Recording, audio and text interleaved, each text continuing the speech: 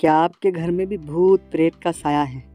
क्या आपके घर में भी नकारात्मक ऊर्जा है और आपको ऐसा लगता है कि इस घर में किसी ने कुछ करवा रखा है? आप बहुत दिनों से परेशान हैं, लगता ही नहीं, काम ही नहीं चलता, पैसे ही नहीं रुकते, लड़ाइयाँ होती रहती है। पहले अच्छा था लेकिन अब सब चीज़ें खराब होने लग गई हैं।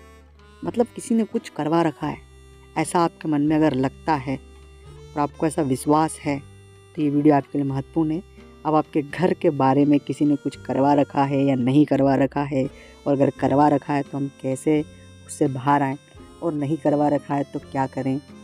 ये सब जितने सारे प्रश्न आपके मन में जो आपको रात को सोने नहीं देते, आपको बेचैन कर रहे हैं, इनका जवाब इस वीडियो में आपको बहुत ही विस्तार से और अच्छे से मिल जाएगा।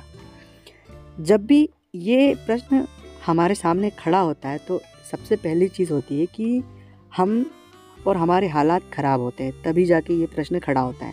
क्योंकि जब हमारे हालात ख़राब होते हैं तब हम छोटी छोटी चीज़ों पर गौर करना शुरू कर देते हैं। किसी ने कुछ करवा तो नहीं रखा हो, किसी से लड़ाई हो तो उस पर आप शक करना शुरू कर देते हैं, या किसी व्यक्ति द्वारा आपके कान भर देते हैं कि पता है आपको उसने इस तरह से झगड़ा किया तो उस व्यक्ति ने उस पर ऐसा कर दिया। तो ये जितनी सारे पीछे का ज्ञान होता है ये हमारे दिमाग को परेशान करता है कि किसी ने कुछ करवा रखा या ऐसा चीज़ हो गई या वो चीज़ हो गई। दरअसल कोई भी व्यक्ति किसी भी घर में कुछ नहीं करवा सकता। उसके पीछे का एक मूल रीज़न ये है कि जब हमारे हालात ख़राब होते हैं ना, जब चीज़ें हमारे फेवरेबल नहीं होती है, चीज़ें हम जैसा जीना चाहते हैं ऐसा नहीं होता है, तो वो चीज़ें नहीं होती दिखाई देती तो हम बहुत नेगेटिव हो जाते हैं।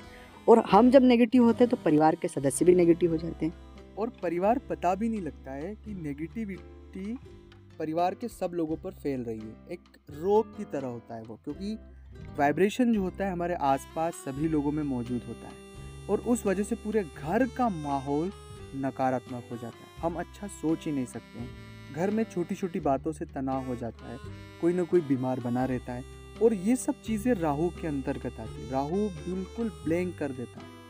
अगर किसी व्यक्ति को राहु की महादशा घर में चल रही है तो उस एक व्यक्ति के बदौलत पूरे घर के लोग परेशान हो जाते हैं। ये ज़्यादातर घरों में देखा गया है। अब इस तरह की सिचुएशन मान लीजिए आपके साथ है और आपके मन में ये शक है कि किसी ने कुछ करवा रखा है, तो ये पहले तो बाहर निकाल दो। क्योंकि अगर ये शक आपके मन में पलेगा तो आप इसके लिए बहुत सारे नेगेटिव कामों में जाएंगे, किसी के झांसे में आ सकते हैं, बहुत से लोग तरह तरह से आपको लूट सकते हैं। तो ये चीज़ एक दिमाग से निकाल दो। अब आपको करना क्या है उस पर ध्यान दो। सबसे पहली बात है कि मौन जो है सबसे जल्दी नकारात्मकता को दूर करता है। आप अपने घर में 3 घंटे 2 घंटे 4 घंटे जागृत अवस्था में मौन रहें। जब आप जागते हैं तब, सोने के बाद तो हर व्यक्ति मौन हो ही जाता है, पर जैसे हम 16 घंटे जागते हैं तो उसमें से कोशिश करें 5 घंटे 4 घंटे मौन रहें और शांति के साथ मौन रहें।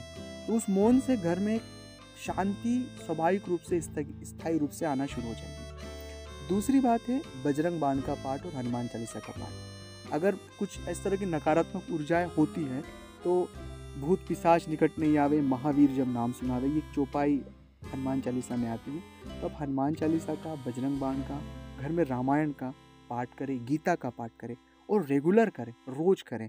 ऐसा नहीं कि अच्छे हो गए जीवन तो फिर छोड़ दिया हमने। इस तरह से न करें कि मतलबी तरह से न करें, फुलफिल होकर ईमानदारी के साथ करें। इसके बाद घर के जितने भी सदस्य हों सभी गुरु मंत्र लें। जो आप जिनको आप समझा सके वो ले पाए तो ठीक, नहीं ले पा रहे जो गुरु मंत्र, और गुरु मंत्र में किसी व्यक्ति को गुरु बनाने की जरूरत नहीं है। आपको शिव जी को अपना गुरु माने और ओम नमः शिवाय को गुरु मंत्र मानकर सभी लोग उसका जप करें।